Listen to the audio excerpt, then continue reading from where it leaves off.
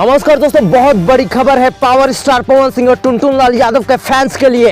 दोस्तों आपको पता ही होगा कि टुनटुन लाल और पूजा यादव दोनों शादी के बंधन में बंध चुके हैं, मगर शादी करने से पहले भोजपुरी इंडस्ट्री का राजा सुरों का सम्राट, भोजपुरी के one and only king power star Pawan Singh Tuntun Lal को समझाते हुए कह दी है बहुत बड़ी बात, जिसको सुन खेसारी लाल शर्म से लाल पीला हो जाएंगे। जी हाँ दोस्तों, आपको बता दें कि खेसारी लाल और पावर स्टार पवन सिंह के बीच जमकर विवाद चल रही है और यह विवाद इतना बड़ा है कि खेसारी लाल ने पावर स्टार पवन सिंह के पत्नी के ऊपर भी बोल दिए थे।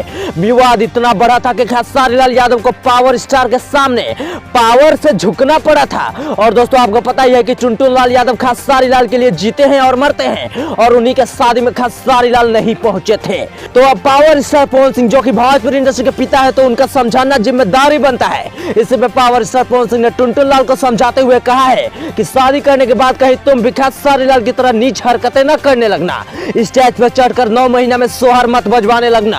खैर अब आप ही कमेंट करके बताइए कि पवन सिंह ने टुनटुन लाल को समझाकर सही किया या फिर गलत।